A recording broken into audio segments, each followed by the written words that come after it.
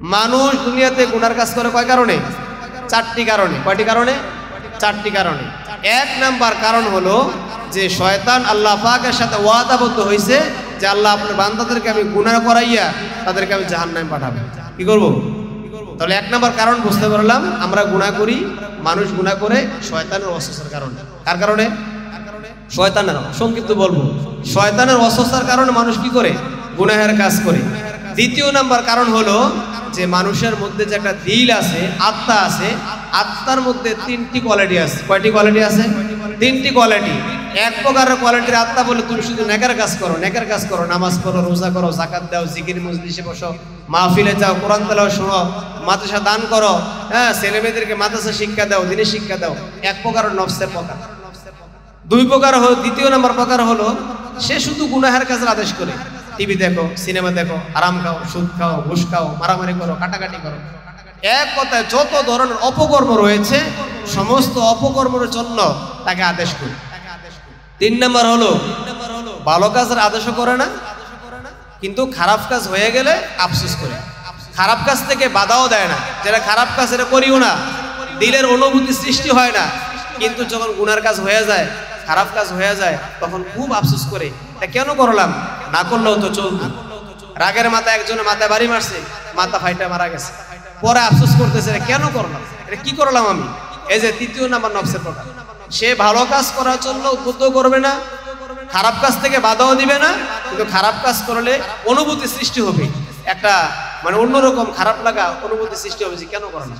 তাহলে আমাদের নফসের যে দ্বিতীয় নাম্বার প্রকার, খালি গুনার কাজের আদেশ করে, এই নফস আমাদেরকে বিভিন্নভাবে প্ররোচনা দেয় আমরা যেন গুনার কাজ করি।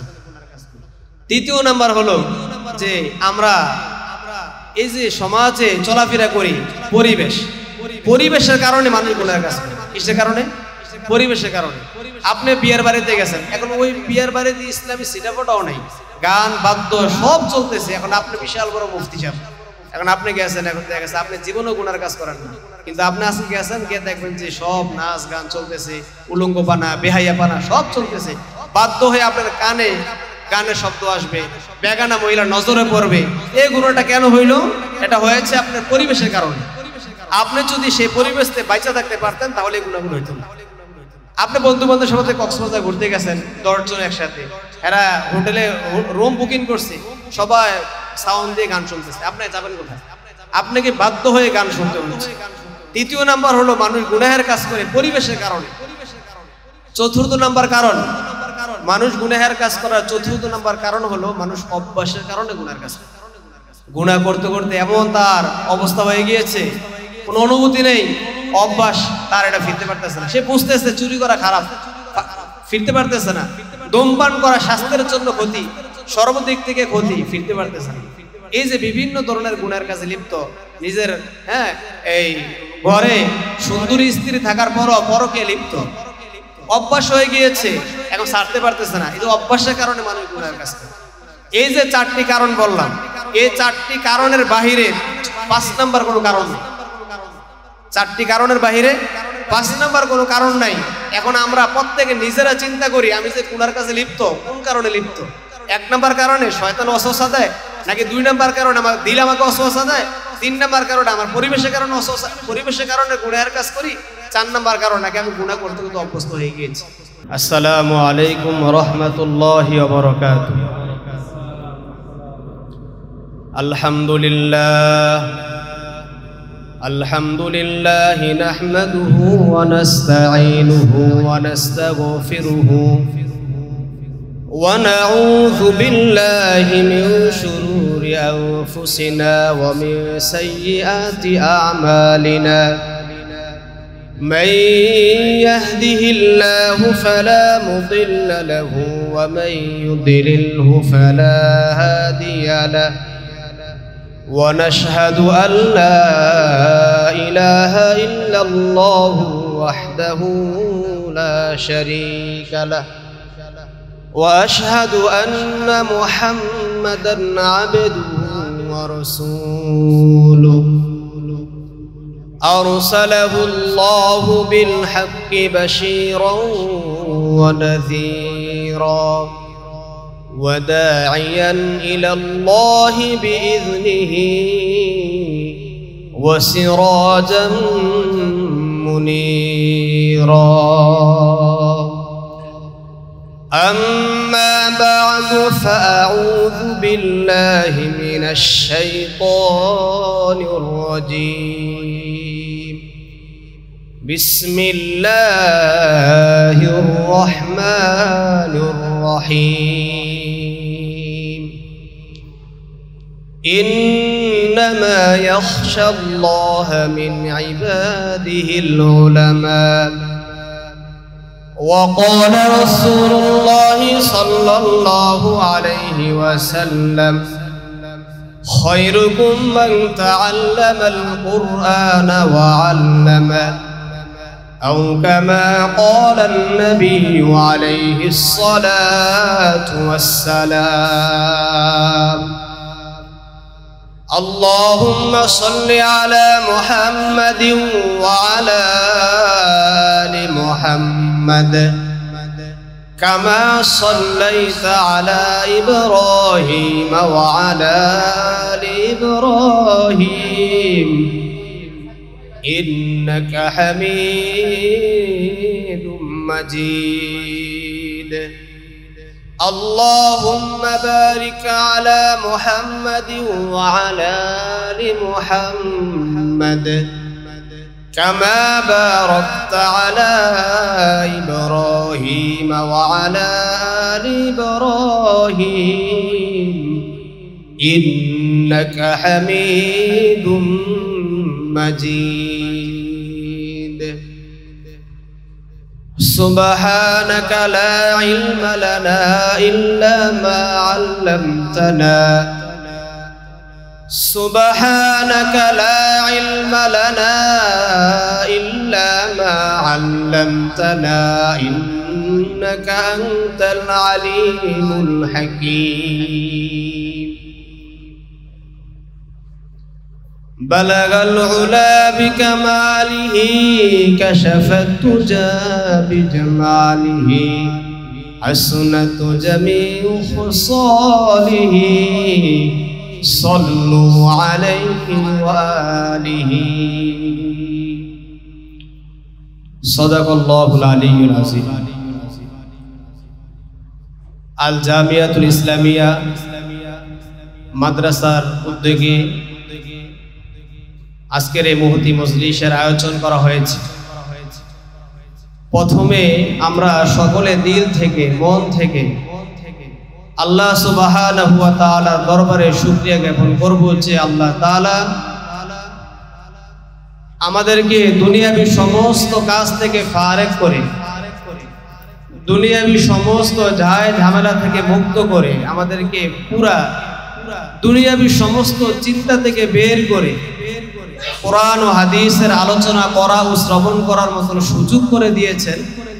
সেজন্য আমরা সকলে মন থেকে মন উজাড় করে বলি আলহামদুলিল্লাহ।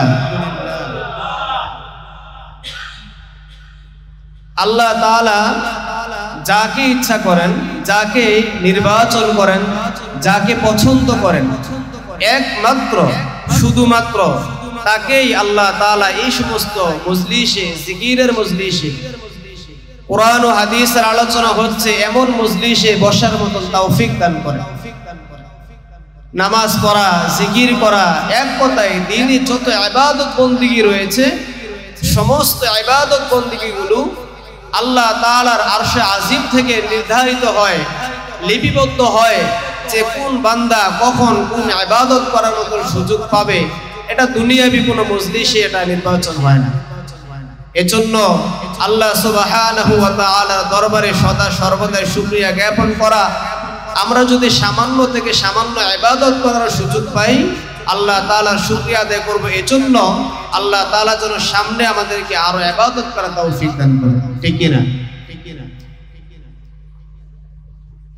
দুনিয়াতে অনেক মানুষ আছে, অনেক ভালো ফ্যামিলি বলেন, সম্ভ্রান্ত বলেন, ক্ষমতাধর বলেন, টাকা পয়সাওয়ালা দাপটওয়ালা বলেন, দেখবেন যে নামাজের কাতারে নেই, দ্বীনি কোনো কাজের কাতারে নেই, আছে হলো দুনিয়াবি যত ঝামেলাযুক্ত কাজে জড়িত।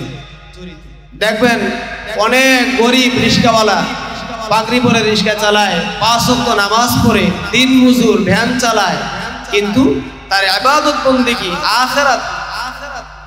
আখিরাতের জান্নাত নষ্ট হয়, জান্নাত ক্ষতিগ্রস্ত হয়, এমন কোনো কাজ সে গরিব হওয়ার পরেও আল্লাহ সুবহানাহু ওয়া তাআলা তার মাধ্যমে করাচ্ছেন না।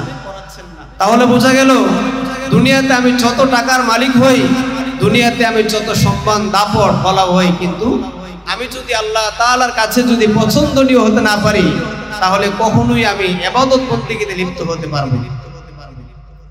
সেজন্য আল্লাহ তাআলার কাছে খুব বেশি বেশি দোয়া করা, খুব বেশি বেশি শুকরিয়া আদায় করা। আল্লাহ সুবহানাহু ওয়া তাআলা যেন আমাদেরকে দুনিয়ার জিন্দেগি বর্তমান 60, সর্বোচ্চ 70-এর জিন্দেগি, অনেকের প্রায় অর্ধেক চলে গেছে, 30, 35, 40 চলে গেছে। তাহলে আমরা শক্তিধর আমাদের যে বয়সটা চলে গিয়েছে 12 বছর থেকে বা 18 বছর থেকে 40 বছর বয়স পর্যন্ত বা 30 বছর বয়স পর্যন্ত আমরা যদি এই বয়সে যদি ইবাদত বন্দেগী করতে না পারি, তাহলে আমরা 30 বছরের পরে গিয়ে ইবাদত বন্দেগী করব, এটা তো কখনোই বিশ্বাস করার মতো। আমার শরীরে কোনো ডায়াবেটিস ছিল না, কোনো রোগ ছিল না, অসুস্থতা ছিল না, গ্যাস্ট্রিকের সমস্যা ছিল না, তখন আমি ওযু রাখতে পারি নাই, নামাজ পড়তে পারি নাই, বৃদ্ধ বয়সে এসে আমি পরিপূর্ণ ইবাদত করব, এটা কখনোই মানা যায় না।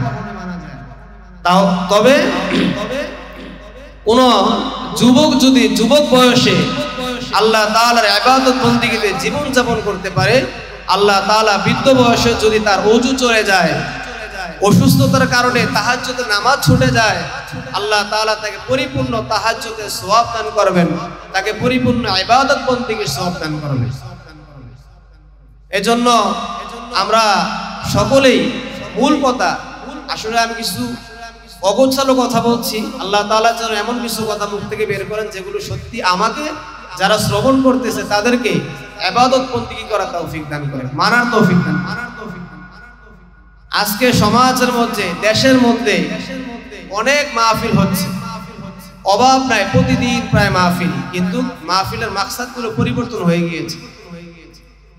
মাহফিলের মাকসাদ পরিবর্তন হয়ে গিয়েছে, হেদায়েতের কোনো উদ্দেশ্য নেই, বক্তাদেরও নেই, শ্রোতাদেরও নেই, আয়োজকদেরও নেই। আমাদেরকে সে ঐতিহ্যে ফিরে যেতে হবে যে মাহফিল ছিল একমাত্র বান্দা ভাঙ্গা ভাঙ্গা কিছু কথা নিয়ে, দিল ভাঙ্গা নিয়ে বাড়িতে যাবে, ফজরের নামাজ জামাতে পড়বে, তাহাজ্জুদের নামাজে দাঁড়িয়ে কান্নাকাটির চেষ্টা করবে, এটাই ছিল আমাদের এই সমস্ত মজলিসের মাকসাদ। কিন্তু আজকে মাকসাদ থেকে আমরা অনেক দূরে সরে গিয়েছি। আজকে আমরা সুরের পিছনে আমরা দৌড়াচ্ছি, কার কণ্ঠে কত সুর আছে। রাত 11টা 12টা পর্যন্ত আমরা খুব কুকিলের সুরের বয়ান শুনে গিয়ে ফজরের নামাজ পড়ি না। আল্লাহ পাক আমাদেরকে হেফাজত করে, বলো আমিন।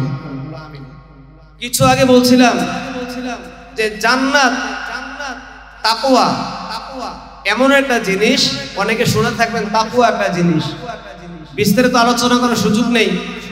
আমি কিছুক্ষণ আগে বলেছিলাম যে একজন ভ্যানওয়ালা দিন মজুর ব্যক্তি, তার নামাজ ছুটে না, তার জিকিরের মজলিস ছুটে না, তার ইবাদত বন্দেগী ছুটে না, আল্লাহ তাআলা তাকে ঠিক জায়গা মতন কি করেন, তাকে নির্বাচন করেন, তার নামাজের কাতারে তাকে নির্বাচন করেন, তার জিকিরের কাতারে তাকে নির্বাচন করেন। একমাত্র আল্লাহ পাকের পক্ষ থেকে এই ব্যক্তি নির্বাচিত হয়। এখানে বলছিলাম যে তাকওয়া একটি জিনিস। তাকওয়া কাকে বলে? এক কথায় হলো রাসূল করিম সাল্লাল্লাহু আলাইহি ওয়াসাল্লামের সাহাবীদেরকে আরেকজন নব সাহাবী জিজ্ঞাসা করলেন যে তাকওয়া কি জিনিস? তো উনি উত্তর দিলেন এভাবে, তুমি মেটু পথে, আঁকা বাঁকা পথে, পাহাড়ের ঢাল দিয়ে অথবা জঙ্গলের ভিতর দিয়ে কখনো হেঁটেছো? বললো হ্যাঁ, আমি তো হেঁটেছি, কাঁটাযুক্ত পথে। তখন উনি বললেন যে কাঁটাযুক্ত পথে, বাঁকা পথে, প্রচন্ড গাছওয়ালা, ঝাড়ওয়ালা জঙ্গলের ভিতর দিয়ে যখন তুমি কখনো গিয়েছো, তখন তুমি তোমার কাপড়কে কিভাবে হেফাজত করেছো? উনি বললেন আমার কাপড়কে আমি খুব সতর্কতার সাথে গুটিয়ে নিয়েছি, যেন কোনো কাঁটায় আঁচড় না লাগে, কোনো গাছের পাতা বেজে না যায়। তখন উনি বললেন তাকওয়া এই জিনিসের নাম, তুমি দুনিয়াতে এমন ভাবে চলবে কোনো গুনাহের আসর যেন তোমার কাপড়ে না লাগে, তোমার দিলে না লাগে, এভাবে তোমার জিন্দেগি যেন পাক সাফ থাকে, এভাবে যে চলতে পারবে তার নাম মুত্তাকি। আর এই গুণ যার ভিতরে থাকবে তার ভিতরে তাকওয়ার গুণ আছে। আল্লাহ পাক আমাদেরকে তাকওয়ার গুণ দান করেন, সকলে বলেন আমিন। হাদিস আছে, তো তাকওয়া এমন একটি জিনিস যে এক কথায় বলা যায় যে আমার জান্নাত ক্ষতিগ্রস্ত হয় দুনিয়াতে চলার ক্ষেত্রে, দুনিয়াতে বসবাস করার ক্ষেত্রে, উঠা বসা, লেনদেন, মুআমালাত, মুআশারাত, মানুষের সাথে আচার আচরণ করা, লেনদেন করা, হ্যাঁ, পরিবারকে পরিচালনা করা, নিজের মেয়ে হতে পারে, ছেলে হতে পারে, স্ত্রী, সন্তান, পরিবার, পরিজন, সকলকে পরিচালনা করতে গিয়ে, রাষ্ট্র পরিচালনা করতে গিয়ে, সমাজ পরিচালনা করতে গিয়ে, এক কথায় দুনিয়ার আমার 60 বছর 70 বছরের জিন্দেগি চালাইতে গিয়ে আমার জান্নাত যেন ক্ষতিগ্রস্ত না হয় এমন কোন কাজের দ্বারা সেই কাজ থেকে বিরত থাকা, সেটার নাম হলো তাকওয়া। অর্থাৎ আমি এমন কোন কাজ দুনিয়াতে করব যে আমার জান্নাত ক্ষতিগ্রস্ত হয়, তাহলে আমি তাকওয়াবান না, মুত্তাকি না। সুতরাং আমার জান্নাত ক্ষতিগ্রস্ত হয় এই কাজ থেকে আমাকে যখন বেঁচে থাকতে পারবো তখন আমি বলতে পারবো আমি একজন মুত্তাকি। আমি একজন কি? মুত্তাকি। আল্লাহ পাক আমাদেরকে এই দুই সংখ্যা খুব ভালোভাবে বোঝার তৌফিক দান করেন এবং সমস্ত প্রকার জান্নাত ক্ষতিগ্রস্ত হয় ওই সমস্ত এই কাজ থেকে বিরত থাকার তৌফিক দান করেন। সকলে বলেন আমিন। এখানে দিয়েছে এসলাই মাহফিল, যদিও মাদ্রাসা উদ্বোধন, তারপরে সাইনবোর্ডে বা ব্যানারে লিখেছে। ভিন্ন দিকে আলোচনা করার ইচ্ছা ছিল, কিছু কিতাবাদি মোতালা করে এসেছি। যখন এখানে এসে দেখলাম এসলাই শব্দটা আছে, তো ভাবলাম যে আমার শ্রোতার জন্য না, নিজের জন্য হলো এসলাই কিছু আলোচনা করা দরকার অল্প সময়ের মধ্যে। দুনিয়াতে এত মাহফিল হচ্ছে, এত দোয়া হচ্ছে, এত জিকির হচ্ছে, এত আমল হচ্ছে, ওয়াজ নসিহত, কত কিছু হচ্ছে, চুরি, বাটপারি, সিটারি, গুনাহের কাজ ছাড়তেছে। আগে আমাদের বুঝতে হবে, আমরা যখন কোনো ডাক্তারের কাছে যাই তখন আমাদেরকে বুঝতে হবে ডাক্তার সে নির্বাচন করে এই রোগীর সমস্যা কি, এই রোগীর সমস্যা কি, কোন কারণে এই রোগের সমস্যা হচ্ছে। আগে তাকে কি করতে হবে? রোগ নির্ণয় করতে হবে।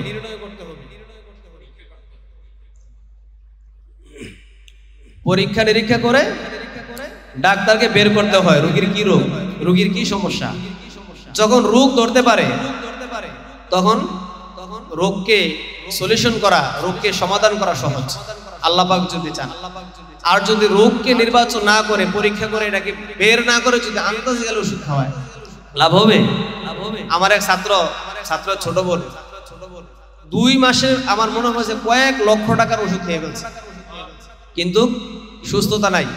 এই যে জামিয়া আশরাফি মাদ্রাসার হুজুর, আজকে দিন এখানে প্রধান মেহমান, ওনার কাছেও আমি পাঠিয়েছিলাম।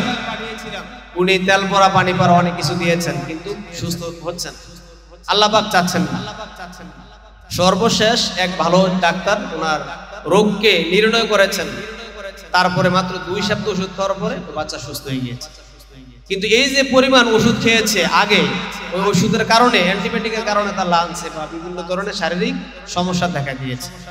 এই জন্য আমাদেরকে আগে বুঝতে হবে যে আমাদের শরীরে কি সমস্যা। দুনিয়াবি ভাবে সিস্টেম অনুযায়ী আমাদের শরীরে যেমন ডাক্তার নির্ধারণ করেন, পরীক্ষা নিরীক্ষা করে বের করার চেষ্টা করেন কি সমস্যা রোগীর শরীরে। আল্লাহ পাক বলেন দিলের মধ্যে রোগ আছে, দিলের মধ্যে সমস্যা আছে। সমস্যা যদি আমরা বের করতে না পারি, আমরা যতই কাজ করি কোনো লাভ হবে না। এজন্য আল্লাহ পাক কোরআনে বলেন ইয়া আইয়ুহাল্লাযীনা আমানু কুতিবা আলাইকুমুস সিয়ামু কামা কুতিবা আলাল্লাযীনা মিন ক্বাবলিকুম লাআল্লাকুম তাত্তাকুন।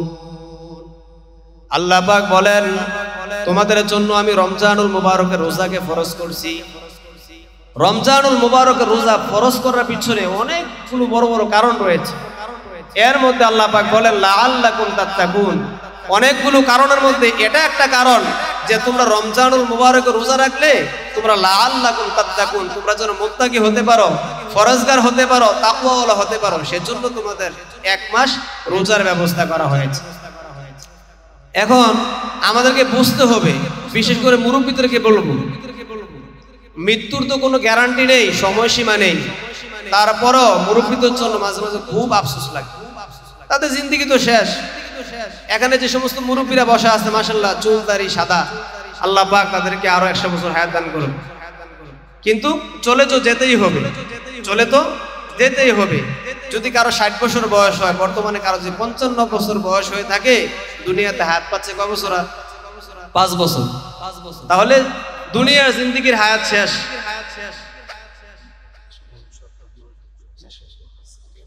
দুনিয়ার জিন্দিগির হায়াত শেষ। এর জন্য মুরব্বীদেরকে বলবো, দুনিয়ার যা যাওয়া থাকবে মৃত্যুর আগ পর্যন্ত। আজকে আপনার ব্যাংক ব্যালেন্স, কোম্পানি, এটা সেটা সব কিছু চলতেছে, আপনিও ব্যস্ত। আপনি মরে যান, দুনিয়া ত্যাগ করেন, আপনি সব চলবে, কিন্তু আপনি নেই। আজকে আপনি সবকিছু ছেড়ে দেন, তাও চলবে।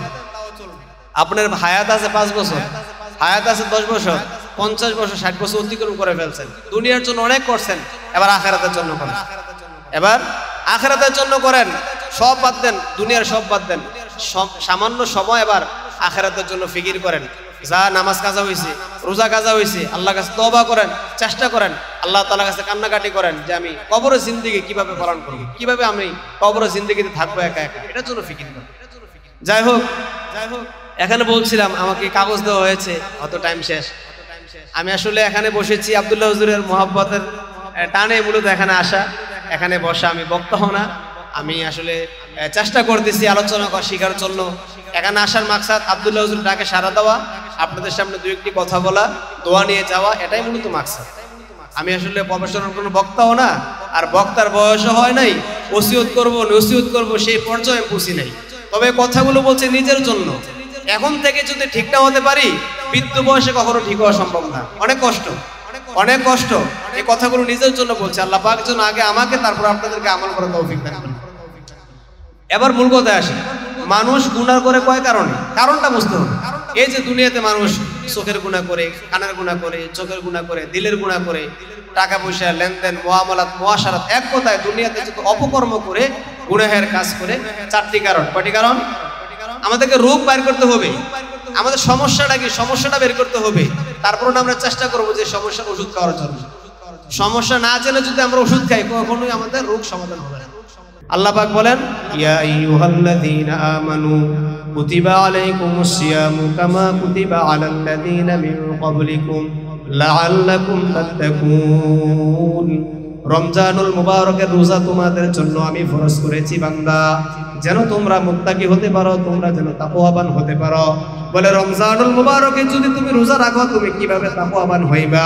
রমজানুল মুবারকে রোজা রাখলে তুমি কিভাবে মুত্তাকি হইবা? মুফাসসিরিনে কেরাম বলেন যে রমজান মাসে যখন রোজার মাস আসে, তখন শয়তানকে আল্লাহ বেঁধে ফেলে। কি করে বেঁধে ফেলে? গুনার কাজ করার 1 নাম্বার কারণ বন্ধ। 1 নাম্বার কারণ কি? বন্ধ। আর বাকি আছে 3টা কারণ। কয়টা কারণ? 3টা কারণ। এবার রমজানুল মুবারকে 2 নাম্বার কারণ হলো দিল ওয়াসওয়াসা দেয়। আপনি যখন রোজা রাখবেন, সারাদিন না খেয়ে থাকবেন, তখন দেখবেন আপনি দিল আর গুনাহ করতে চাইবেন।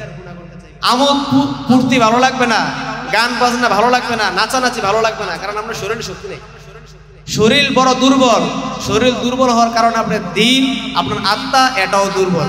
এখন সে আত্মা আর গুনার কাজ করার জন্য কি করে না? উদ্বুদ্ধ করে না। রোজার কারণে 2টি রাস্তা বন্ধ হলো। কয়টি রাস্তা? 2টি রাস্তা। এবার 3য় নাম্বার রাস্তা পরিবেশ। আমরা পরিবেশের কারণে গুনাহের কাজ করি। 3য় নাম্বার কারণ হলো পরিবেশের কারণে।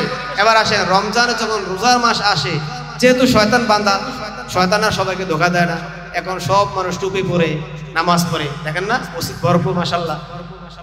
তো এই পরিবেশের কারণে গুনার কাজ করে।